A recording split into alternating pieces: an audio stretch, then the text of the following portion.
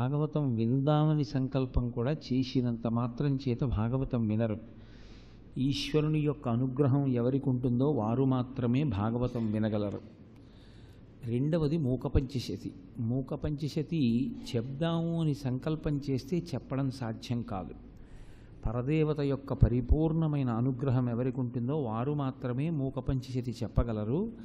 ఈ రెండూ మనం సంకల్పం చేసినా జరగడము చెప్పడము ఈశ్వర కృప ఉంటేనే సంభవం అవుతుంది అంటుంటారు. మిగిలినటువంటివి ఎలా లోకంలో వచ్చాయో అలా రాలేదు భాగవతం. వ్యాసుడు మిగిలినవి చాలా తేలికగా అందించారు లోకానికి. ఎందుకంటే నారాయణుడే వ్యాసుడిగా వచ్చాడు కాబట్టి వేద విభాగాన్ని నిజానికి ఆయన తేలికగానే చేశాడు. కలియుగంలో ఉండేటటువంటి మనుష్యుల యొక్క ఆయుర్దాయాన్ని దృష్టిలో పెట్టుకుని ఇంతకన్నా చదవలేరు, ఇంతకన్నా అనుష్ఠించలేరు అని వేదాన్ని విభాగం చేసి ఒకటిగా ఉన్నటువంటి వేద రాశినంతటినీ కూడా ఋగ్వేదము, యజుర్వేదము, సామవేదము, అథర్వవేదము అని చెప్పి 4 వేదములుగా విభాగం చేసి ఋగ్వేదాన్ని పైలుడు అన్న శిష్యునికిచ్చి, యజుర్వేదాన్ని వైశంపాయనునికిచ్చి, సామవేదాన్ని జైమినికిచ్చి, అథర్వవేదాన్ని సుమంతునికిచ్చారు. పౌరాణిక వాంగ్మయాన్నంతటినీ కూడా రోమహర్షణునికిచ్చారు. ఇన్ని ఇచ్చిన వ్యాసుడు పరమతృప్తితో జీవనం చేశాడు. అసలు భారత రచన ఒక ఎత్తు, అది ఆంధ్రీకరింపబడడం 3 ఋషులు నన్నయ్య, తిక్కన, ఎర్రాప్రగడ. అంత గొప్ప భారతాన్ని పంచమ వేదంగా ఇచ్చారు. ఇవన్నీ చాలా హేళగా చేసినటువంటి వ్యాస భగవానుడు భాగవతం ఇవ్వడానికి మాత్రం చాలా నిర్వేదానికి లోను కావలసి వచ్చింది. ఇవన్నీ ఇచ్చిన ఆయనకి తృప్తి కలగకపోతే ఆయన ఇచ్చినది భాగవతం. భాగవతం ఇచ్చిన తర్వాత వ్యాస భగవానుడు పరిపూర్ణమైనటువంటి తృప్తి పొందాడు. అమ్మయ్యా, నేను లోకానికి ఏది ఇవ్వాలనుకున్నానో అది ఇచ్చేశాను. ఇక ఇప్పుడు ప్రత్యేకించి కలియుగంలో ఉండేటటువంటి మనుష్యులు తరించడానికి కావలసినటువంటి ఒక గొప్ప సాధనాన్ని అందించగలిగాను అని ఆయన గొప్ప తృప్తి పొందాడు. అంటే వ్యాస భగవానుడే అంత నిర్వేదాన్ని పొందితే తప్ప భాగవతం రాలేదు అంటే, ఆ భాగవతం ఆవిర్భవించిన తరువాత మనుష్య జాతికి అంత ఉపకారం చెయ్యగలదు అంటే అందులో ఏదో ఒక ప్రధానమైనటువంటి విశేషముండి ఉండాలి. అసలు భాగవతంలో ఉన్న ప్రధానమైన విశేషము ఏ కోణంలో ఉంటుంది అన్నదాని గురించి ఒక స్పష్టమైన అవగాహన ఉంటే తప్ప భాగవత శ్రవణం వల్ల ఒక ప్రయోజనం పరిపూర్ణంగా చేకూరదు. పరమేశ్వరుడు ఈ సృష్టినంతటినీ చేశాడు. ఇందులో 3 రకాలుగా ఉంటాయి ప్రాణులు. వాటి పేర్లు విడిచిపెట్టేసేయండి. కొన్ని అసలు కదలలేవు, ఎక్కడ పుట్టాయో అక్కడే పెరగాలి, అక్కడే శరీరం వదిలిపెట్టేయాలి. కాబట్టి అవి ఇక ఒక పుణ్యం చేయడము అనేటటువంటి కార్యంలో వాటికి ఉండే స్వాతంత్ర్యము చాలా తక్కువ. స్థావరములు అంటారు, చెట్లు ఉంటాయి. ఒక చెట్టు పుడుతుంది, ఇలా పుట్టి పెద్దదైతే కదూ ఒకరికి నీడనివ్వడం, పెద్దదైతే కదూ కాయలు కాయడం, పళ్ళు పండడం. అసలు ఆ చెట్టు ఇంకా పెరుగుతుంటేనే 4 ఆకులు వేసేటప్పటికి ఏదో ఒక పశువు వస్తుంది, తినేస్తుంది. ఒక పశువు వస్తోంది, నన్ను తినేస్తుందన్న విషయం ఆ చెట్టుకి తెలుసు. చెట్టుకి ప్రాణం లేకపోలేదు, కానీ అడుగు తీసి అడుగు వెయ్యలేదు. తన ఆకులు తినేస్తున్నా, తన మండలు విరిచేస్తున్నా ఆ చెట్టు అలా చూస్తూ నిలబడాలంతే. అది ఒక పుణ్యకార్యాన్ని చెయ్యడము అన్న విషయంలో దానికి ఉండేటటువంటి స్వాతంత్ర్యం చాలా తక్కువ. అలాగే కదిలేటటువంటి ప్రాణులు కొన్ని ఉంటాయి. ఈ కదిలేటటువంటి ప్రాణులలో చాలా ప్రాణులు సృష్టిలో కేవలము చేసుకున్నటువంటి పాపాన్ని అనుభవించడమే తప్ప కొత్తగా ఇక పుణ్యకార్యాన్ని చెయ్యలేవు. కాబట్టి అవి ఉన్నతిని పొందడానికి కావలసినటువంటి అవకాశము వాటి యందు ఉండదు. మీరు చూడండి, లోకంలో సాధారణంగా ఎక్కువగా ఉండేటటువంటి ప్రాణులన్నీ వెన్నుపాము అడ్డంగా ఉండేటటువంటివే ఉంటాయి. అవన్నీ కూడా బుద్ధి లేనటువంటి జీవులై ఉంటాయి. ఆ కారణం చేత అవి పుణ్యకర్మ ఒకటి చెయ్యడము అన్నది అసలు సంభవం కాదు. అది దేవాలయంలోకి వెళ్ళడమో, ఈశ్వర సంబంధమైన విషయాన్ని వినడమో, భగవన్నామాన్ని పలకడమో, రామనామాన్ని వ్రాయడమో, ఏదో పుష్పార్చన చెయ్యడమో, ఓ గ్రంథాన్ని చదువుకోవడమో సాధ్యం కాదు. కాబట్టి అవి కర్మ చేస్తాయి. ఏ కర్మ? అంటే కేవలము శరీరము నిలబడ్డానికి కావలసిన కర్మలు చేసుకుంటూ ఉంటాయి. అలిసిపోయింది పడుకుంటుంది, తెలివి వచ్చింది లేస్తుంది, రైతు ఏం చెప్పాడో చేస్తుంది, దానికి కొత్తగా బుద్ధి ఉండదు, ఆకలేసింది పెట్టింది తింటుంది, అంతే. కొత్తగా అది చెయ్యగలిగినది ఉండదు. కాబట్టి మిగిలిన ప్రాణులు చెయ్యగలిగినటువంటి కర్మ ఆత్మోన్నతి కొరకు ఏమీ ఉండదు. ఇక అసలు కర్మ చెయ్యడానికి అధికారమే లేని వాళ్ళు కొంతమంది ఉన్నారు. మనం అనుకుంటాం దేవతలు మనకన్నా చాలా ఉన్నతులు అనుకుంటాం, కానీ దేవతలకి మనకన్నా ఒక పెద్ద పరిమితి ఉంది. వాళ్ళ పుణ్యాన్ని పోగొట్టుకుంటుంటారు ప్రతి క్షణం. విశేషమైన పుణ్యకర్మ చేసిన వాళ్ళెవరో వాళ్ళు ఆ పుణ్యాన్ని అనుభవించాలి అన్న కోరిక మనసులో ఉండిపోతే వాళ్ళే దేవతలుగా మారతారు. మారితే అసలు ఎవ్వరూ ఊహించలేనంత గొప్ప వైభవాన్ని అనుభవిస్తారు. ఇంత గొప్ప వైభవాన్ని అనుభవించడంలో వాళ్ళు చేసుకున్నటువంటి పుణ్యకర్మ అంతా కూడా హరించిపోతుంది. వాడు అనుభవించడానికి అంటే కేవలముగా అన్ని వేళలా అనుభవించేయక్కర్లేదు. ఒక చక్రవర్తి ఉన్నాడు, ఎక్కడో ఒక పెద్ద హర్మ్యంలో ఒక ప్రాసాదమునందు ఉంటాడు, ఒక అంతఃపురంలో. అలా ఉన్నందుకు ఆయన పుణ్యం చాలా పోతుంది. ఎందుకంటే మిగిలిన కొన్ని కోట్ల మంది అంటారు, అబ్బాయి ఎంత అదృష్టవంతుడండి అంతఃపురంలో ఉన్నాడు అంటారు. అసలు ఆ అంతఃపురం ఎలా ఉంటుందో అంటారు. అంతఃపురంలో ఉన్నందుకు ఆయన పుణ్యం పోతూ ఉంటుంది. ఇక దేవత అయిన వాడికి ఎందుకు పోదు? కాబట్టి దేవతగా మారిన వాడికి పుణ్యక్షయం అయిపోతుంది. క్షయం అయిపోవడం అంటూ మొదలుపెట్టిన తర్వాత ఉండిపోవడం అన్నది కుదరదు. ఏదో కొంతకాలం ఉంటాడు దేవతాస్వరూపంగా. క్షీణే పుణ్యే మర్త్యలోకం విశంతి. మళ్ళీ పుణ్యం అంతా అయిపోయిన తర్వాత తీసుకొచ్చి భూమి మీద పారేస్తారు. కాబట్టి పోనీ దేవతగా ఉన్నాడు కదా, అలా పుణ్యం నశించిపోకుండా ఏమైనా పుణ్యం చేసుకోగలడా అంటే దేవతలకి పుణ్యకర్మలు చేసే అధికారం లేదు, కాబట్టి వాళ్ళు చెయ్యలేరు. ఇప్పుడు మీరు కొంచెం జాగ్రత్తగా గమనించండి. అసలు చాలా ప్రాణులకు బుద్ధి లేదు, పుణ్యకర్మ చెయ్యలేవు. దేవతలుగా పుట్టినా పుణ్యకర్మ చేయడానికి అధికారం లేదు. పుణ్యకర్మ చెయ్యగలిగిన అధికారము ఉన్న ఏకైక ప్రాణి ఎవరు లోకంలో? మనుష్యుడొక్కడే. ఎవరు ఈ ఉపాధితో ఉన్నారో వాడొక్కడే చెయ్యగలడు. వాడు మాత్రమే భాగవతాన్ని వినగలడు, వాడు మాత్రమే భాగవతాన్ని చెప్పగలడు, వాడు మాత్రమే భాగవతాన్ని చదవగలడు, వాడే దేవాలయానికి వెళ్ళగలడు. అయితే ఇక్కడ ఒక పెద్ద సమస్య ఒకటి ఏర్పడుతుంది. మనుష్య ఉపాధి చేసేటటువంటి కర్మలకి ఉండేటటువంటి పరిమితి ఏమవుతుందంటే, నిషిద్ధ కర్మలని కొన్ని ఉంటాయి, చెయ్యకూడనివి. ఈ చెయ్యకూడనివి చెయ్యడం వల్ల ఏమవుతాడు అంటే మళ్ళీ అట్ట అడుక్కి వెళ్ళిపోతాడు. కొన్ని కోట్ల జన్మల పాటు మళ్ళీ పురుగుగానో పశువుగానో పక్షిగానో తిరగవలసినటువంటి స్థితికి జారిపోతాడు. కాబట్టి దీనితో ఉన్నాడు కదా అని ఏ కర్మ పడితే ఆ కర్మ చేసేస్తే అభ్యున్నతిని పొందుతాడని మీరు అనుకోవడానికి వీల్లేదు. అవి ప్రమాదకరమైనటువంటి కర్మలుగా ఉంటాయి. చెయ్యట్లేదా అంటే చేస్తాడు, కానీ చేసేది సంతోషంగా ఉన్నట్లు అనిపిస్తుంది, కానీ ఆత్మఘాతి, నాశనం చేస్తుంది. పిల్లలు మట్టి తింటారు. మట్టి తినేటప్పుడు పిల్లలకి చాలా సంతోషంగా ఉంటుంది, కమ్మగా ఉన్నట్టు ఉంటుంది. అమ్మ కొడుతుంది వద్దని. అమ్మ చూడకుండా మట్టి తింటాడు. కమ్మగా ఉంది మట్టి నేను తింటే అమ్మకి ఏమిటనుకుంటాడు వాడు. కానీ వాడు అమ్మ చూడకుండా తిన్న మన్ను వాడి ప్రాణ సంకటం కల్పించగలిగిన వ్యాధిగా మారుతుంది అని తెలుసుకోలేడు. చిట్ట చివరికి అది ఏమవుతుందంటే, మన్ను తినడాన్ని అమ్మ చూడలేదేమో కానీ లోపలికి వెళ్ళిన మన్ను మాత్రం ఊరుకోదు, బల్ల కింద పెరుగుతుంది. పెరిగి ఏదో ఒకనాడు వాడు తట్టుకోలేని కడుపు నొప్పికి కారణమవుతుంది. అప్పుడు మళ్ళీ రక్షించవలసింది అమ్మే, తండ్రి. కాబట్టి ఏదో కర్మ చెయ్యడానికి ఈ శరీరాన్ని వాడుకున్నవాడు మళ్ళీ పాడవుతాడు. ఇదిగో మట్టి తిన్న పిల్లవాళ్లే ఉంటుంది.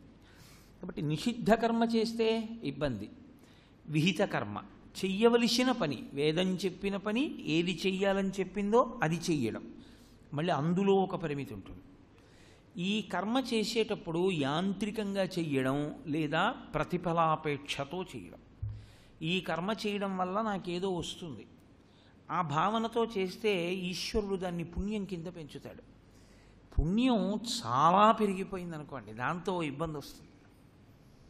ఈశ్వరుడు ఏం చేస్తాడంటే, ఇది అనుభవించడానికి నిన్ను ఎన్ని జన్మల సుఖపెట్టను, అని కొద్ది కాలంలో క్షయమైపోయేటటువంటి స్థితికి తీసుకెళ్ళిపోతాడు.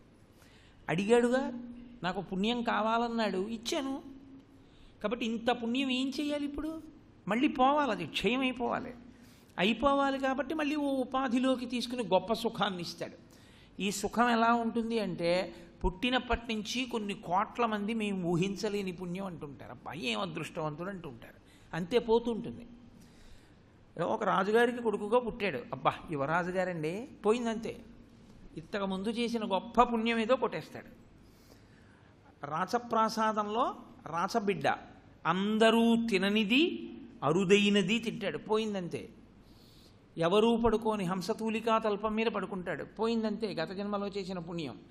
ఇంత పుణ్యాన్ని పోగొట్టాలి అంటే అంత గొప్ప స్థితికి తీసుకెళ్ళి కూర్చోబెట్టాలి. ఏమైంది? ఇంత కష్టపడింది అనుభవంలో నశించిపోతుంది. అంతా నశించిపోయి మళ్ళీ మొదటికి వచ్చేస్తాడు. మళ్ళీ అక్షరాభ్యాసం దగ్గరికి వచ్చి మళ్ళీ కిందకు పంపిస్తారు. కాబట్టి పరిణతి అని ఒక మాట ఉంటుంది. పరిణతి అంటే కర్మ చెయ్యకుండా ఉండడం ఎవ్వరికీ సాధ్యం కాదు. భగవద్గీతలో గీతాచార్యుడు కూడా అదే ప్రతిపాదన చేస్తాడు. కర్మ చెయ్యకుండా ఉండలేరు. కర్మ చేసేటప్పుడు కేవలము ప్రతి కర్మని ఈశ్వరార్పణగా చేసుకుంటూ అంతటా పరమేశ్వరుణ్ణి చూడగలిగినటువంటి విశాల హృదయము, భక్తి ఏర్పడ్డాయనుకోండి. ఆ భక్తి ఏర్పడడం కూడా ఎలా ఉండాలి అంటే, ప్రయత్నపూర్వకంగా తెచ్చి అంటిపెట్టుకున్నటువంటి భక్తిలా తయారు కాకూడదు. సాధన అన్న మాటకి పరాకాష్ఠ ఎక్కడికెడుతుందంటే, ఇక భక్తి వ్యక్తి రెండుగా చూడడం ఇక మీకు సాధ్యం కాదు. వ్యక్తి భక్తితో కలిసిపోతాడు. వ్యక్తి భక్తి వ్యక్తిగా మారిపోతాడు, రాశీభూతమవుతాడు. నేను మీతో ఒక ఉదాహరణ చెప్పాలి అంటే, ద్రాక్ష పండు ఎటు కొరికితే తీయగా ఉంటుంది అని నన్ను అడిగారు అనుకోండి. ఎటు కొరికితే తీయగా ఉంటుందని నేను చెప్పాలి? ద్రాక్ష పండు తొక్క తీస్తే తీయగా ఉంటుందండి అని చెప్పక్కర్లేదు. అసలు ద్రాక్ష పండుని అలా పైన ఉన్నటువంటి ఆ ఉపరితలంతో ఆ తొక్కతో నోట్లో వేసుకున్నా తీయగానే ఉంటుంది. ఇప్పుడు ద్రాక్ష పండు తీపి రెండు అని వేరుగా ఏమైనా ఉన్నాయా? అసలు తీపి కానిది ద్రాక్ష పండులో ఏమైనా ఉందా? ఉండదు. ద్రాక్ష పండు అంటేనే రాశీభూతమైన మాధుర్యము. అంటే ఒక చెరుకు కర్ర అలా కాదు, మధ్యలో కణుపు ఉంటుంది, అది తీయగా ఉండదు, ఉప్పగా ఉంటుంది. కాబట్టి చెరుకు అంతా తీపే అని చెప్పడం కష్టం. ద్రాక్ష పండులో అలా కణుపు ఉండదు, ఉప్పతనం ఉండదు. ద్రాక్ష పండు అంటేనే తీపి. అంత భక్తితో చేస్తున్న కర్మాచరణమంతా భక్తితో కూడినదైపోతే అప్పుడేం చేయాలి ఈశ్వరుడు? ఆయన ఏం చేస్తాడంటే జ్ఞానం ఇస్తాడు అన్నాడు. ఆ జ్ఞానము దేని వలన సంభవము అంటే, ఇది తప్ప వేరొక సాధనం లేదు అని చెప్పింది లోకం. అందుకే శంకర భగవత్పాదులు మోక్ష సాధన సామాగ్ర్యాం భక్తిరీవ గరీయసి అనడానికి కారణం అది. భక్తితో కర్మాచరణము చేస్తూ చేస్తూ చేస్తూ చేస్తూ చేస్తూ వెళ్ళగా ఒక జ్ఞానము ఆవిర్భవిస్తుంది. ఆ జ్ఞానము కలిగిన నాడు స్వస్వరూపము భాసిస్తుంది. అది అందిన తరువాత ఇక ఇది నేను కాదు, లోపల ఉన్నది నేను అని తెలుస్తుంది. అదే అంతటా ఉన్నది అని అంతటా ఈశ్వరుణ్ణి చూడగలిగిన స్థితి వచ్చేస్తుంది. ఆ సత్యమునందు నిలబడిపోయిన వాడెవరో వాడిక మళ్ళీ పుట్టడానికి వీల్లేదు, ఇక రాడు. కాబట్టి వాడేమవుతాడంటే ఈశ్వరుడిగా అనుభవాన్ని పొంది ఈశ్వరుడిగా ఉండిపోతాడంతే. వాడికి ఇక పునర్జన్మ లేదు. వాడు ఒక ఉపాధితో ఈ ప్రపంచంలో తిరిగేటటువంటి అవకాశము మూసుకుపోతుంది. ఇది శాశ్వతత్వము. ఈ శాశ్వతత్వము రావడానికి మనుష్యుల యొక్క కర్మలు పుణ్యం కోసం చెయ్యడం కాకుండా, మనుష్యుల యొక్క కర్మ భక్తితో కూడినదై, భక్తి జ్ఞాన వైరాగ్యములు మూడు ఎలా ఆవిర్భవిస్తాయో, ఈ మూడు సమాహారమై మనిషిని ఎలా ఉద్ధరించాలో, ఇవి ఏ వరుస క్రమంలో ఏర్పడాలో, అది ఏర్పడిన నాడు ఆ వ్యక్తి ఇక కిందకి వెళ్ళాడు. ఆ వ్యక్తి పైకి వెళ్ళి దేవత కాడు. ఆ వ్యక్తి ఇక మళ్ళీ తిరిగి రాడు. వాడు రాశీభూతమైన ఆనందం అయిపోతాడు. అదే శంకర భగవత్పాదుల యొక్క ప్రతిపాదన. తాను తప్ప ఇంకొకటి లేని స్థితికి వెడతాడు. అంతటా ఉన్నది తానే, ఆత్మ ఒక్కటే. ఇంకొకరు ఉన్నారనుకోండి, నేనున్న చోట నేను మాట్లాడతాను, నేను ఒక్కడనే ఉన్నాడు అనుకోండి, నాతో నేనేం మాట్లాడుకుంటాను? నాతో నేను మాట్లాడుకోవడానికి ఏం ఉండదు. నాతో నేను మాట్లాడుకోవడానికి ఏమీ ఉండకపోవడం మౌనం. మాట్లాడకుండా ఉండడం మౌనం కాదు. మీరు చాలా జాగ్రత్తగా తేడాన్ని గమనించవలసి ఉంటుంది. దక్షిణామూర్తి మౌనానికి పాశ్చాత్య దేశ సంప్రదాయంలో ఎవరో చచ్చిపోతే 2 నిమిషాలు పాటించే మౌనానికి చాలా తేడా ఉంటుంది. అక్కర్లేనివి అంటించుకోవడంలో మనంత ఘనులు ఉండరు. ఆత్మకు శాంతి ఏమిటి? 2 నిమిషాలు మౌనం ఏమిటి? అర్థం లేని సిద్ధాంతం. ప్రయత్నపూర్వకంగా కాసేపు మాట్లాడకుండా ఉండడం అనేటటువంటిది దేని కొరకంటే మౌనం పాటిస్తారు వ్రతంగా మౌనం దేనికి అంటే అసలు ఒకరితో మాట్లాడవలసిన అవసరం లేకుండా అంతటా ఉన్నది తానే అన్న స్థితిలోకి వెళ్ళిపోయే ప్రయత్నం చేస్తాడు. అప్పుడు ఇక ఉన్నది తానొక్కడైనప్పుడు మాట్లాడడానికి వేరో పదార్థం లేదు కాబట్టి మౌనంగా ఉంటాడు. అంటే రాశీభూత ఆనందముగా ఉన్నాడు. ఆ పదార్థం పాదం పట్టుకుంటే మీరు అదే అవుతారు. ఆ పదార్థమే దక్షిణామూర్తి. అందుకే మౌనవ్యాఖ్యా ప్రకటిత పరబ్రహ్మతత్వం యువానం వర్షిష్టాంతే వసదృశగనైరావృతం బ్రహ్మనిష్టై ఆచార్యేంద్రం కరకలిత చిన్ముద్రమానందరూపం స్వాత్మారామం ముదితవదనం దక్షిణామూర్తి మీడే అంటారు. అది ఆ మౌనం. అంతేగాని కాసేపు మాట్లాడకుండా ఊరుకుని మళ్ళీ మాట్లాడే మౌనం కాదు ఆ మౌనం. ఆ స్థితికి వెళ్ళిపోతాడు. ఎవరు వెళ్ళిపోతాడు అంటే పుణ్యకర్మగా చెయ్యడం వల్ల కాదు, భక్తితో కూడిన కర్మగా జీవితాన్ని మార్చుకున్నవాడెవరో. అసలు ఆయన భక్తి లేకుండా ఏ పని చెయ్యలేడు. అలా చేసిన మహానుభావులు ఉంటారు. అటువంటి వాళ్ళు ఈశ్వరుణ్ణి చేరుతారు. ఆ కాకుండా మధ్యలో ఉన్నటువంటి వాళ్ళు పునర్జన్మలలోకి ఎలా వెడుతూ ఉంటారో కూడా చూపిస్తూ ఉండాలి. ఇది మధురాతి మధురంగా చెప్పాలి. ఇది చెప్పడానికి ఇక వేరొక దృష్టాంతాల్ని ధర్మాన్ని అర్థాన్ని కామాన్ని తీసుకొచ్చి చెప్పవలసిన అవసరం ఉండదు. కేవలము భక్తితో తరించవలసినటువంటి స్థితిని ఆవిష్కరించవలసి ఉంటుంది. దీని కొరకు 12 స్కంధములతో శ్రీమద్భాగవతం వచ్చింది. అందుకే భాగవతము యొక్క చిట్ట చివరి ప్రయోజనమేమి అని అడిగారు. భాగవతం వింటే నీకేం లభిస్తుంది అని అడిగారు. భాగవతం వింటే మనుష్య జన్మ యొక్క ప్రయోజనము లభిస్తుంది. ఇంకంతకన్నా ఏం కావాలి? భోజనానికి కూర్చున్నవాడు భోజనం చేయడం ప్రయోజనం. మంచం మీద పడుకున్నవాడికి నిద్ర పట్టడం ప్రయోజనం. ఆఫీస్కి వెళ్ళినవాడు బాగా పనిచేయడం ప్రయోజనం. ఆడుకోవడానికి వెళ్ళినవాడు చక్కగా సంతోషంగా ఆడుకోవడం ప్రయోజనం. ఉపన్యాసం చెప్పడానికి వచ్చినవాడు దాని మీదే దృష్టి పెట్టి మాట్లాడడం ప్రయోజనం. వినడానికి వచ్చినవాడు సెల్ ఫోన్ కట్టేసి వినడమే ప్రయోజనం కదా. అయినట్లు మనుష్య జన్మ ప్రయోజనం మళ్ళీ జన్మ ఎత్తకుండా ఉండడం. అయినప్పుడు భాగవతం కన్నా ఈ ప్రయోజనాన్ని ఇచ్చేది ఇంకేముంది? అందుకే భాగవత శ్రవణము ఎవరు చేస్తారో వాడికి శ్రవణము చేయవలసిన అవసరము లేని స్థితికి వెళ్ళిపోతాడు. దేని గురించి శ్రవణము చేశాడో దానిగా మారిపోతాడు. అంత గొప్ప భక్తి ఆవిష్కరణము దేనివల్ల జరుగుతుంది అంటే కేవలము భాగవతము వలన మాత్రమే సాధ్యము. అందుకే మిగిలినవి ఇచ్చినంత తేలికగా వ్యాస భగవానుడు దీన్ని ఇవ్వలేదు. అందుకే భాగవతం గురించి పెద్దలు ఒక మాట చెప్తూ ఉంటారు. నిగమకల్పతరోర్గళితం ఫలం శుకముఖదామృత ద్రవ సంయుతం పిబత భాగవతం రసమాలయం ముహురహో రసికా భువి భౌకాహ. భాగవతం వినేటప్పుడు 2 స్థాయిలు ఉంటాయి. మొదటి స్థాయి ఏది అంటే భాగవతమునందు ప్రతిపాదింపబడినటువంటి విషయములలో అంతర్లీనముగా ఉన్నటువంటి ఉపనిషత్ రహస్యములు. ఉపనిషత్తులన్నీ జ్ఞానకాండ కాబట్టి ఉపనిషద్ రహస్యములన్నీ కూడా భాగవతమునందు ప్రకాశిస్తూ ఉంటాయి. కాబట్టి ఇప్పుడు దాన్ని ఆ స్థాయిలో అర్థం చేసుకోగలిగినటువంటి స్థితి. అలా అర్థం చేసుకోగలిగితే వాడు ధన్యుడు. అలా అర్థమైతే వాడు ధన్యాత్ముడు. అలా అర్థం కాలేదు, ఏం బెంగపెట్టుకోక్కర్లేదని చెప్పారు. ఇది ఇలా జరుగుతుందా అని తెలివి తక్కువ ప్రశ్న ఒకటి వెయ్యకు. ఎందుచేత అంటే నువ్వు చూసినవన్నీ నిజాలు అని జీవితంలో మాట్లాడకు. నువ్వు చూసినవే నిజము అని అనవలసి వస్తే నేను ఈశ్వరుణ్ణి చూడలేదు కాబట్టి ఈశ్వరుడు లేడు అంటావేమో. అలా అయితే భూమి తిరగడం కూడా నువ్వు చూడలేదు. భూమి తిరగడం నువ్వు చూసావా? చూడలేదుగా. సూర్యోదయం అయింది, సూర్యాస్తమయం అయింది అని నువ్వు అంటున్నావు, కానీ అసలు సూర్యుడు అస్తమించలేదు. భూమి సూర్యుడికి వేరొక వైపుకి వెళ్ళింది కాబట్టి చీకటి పడింది. అంతేకాని సూర్యుడు అస్తమించలేదు, సూర్యుడు ఉదయించలేదు. కానీ నువ్వు సూర్యోదయం సూర్యాస్తమయం అన్నవి అబద్ధం. నువ్వు భూమి తిరగట్లేదన్నదే నీకు అనుభవంలోకి అందుతోంది. అనుభవంలో భూమి తిరుగుతున్నట్లు ఎవరికీ అందదు, కానీ భూమి తిరుగుతోందన్నది సత్యం.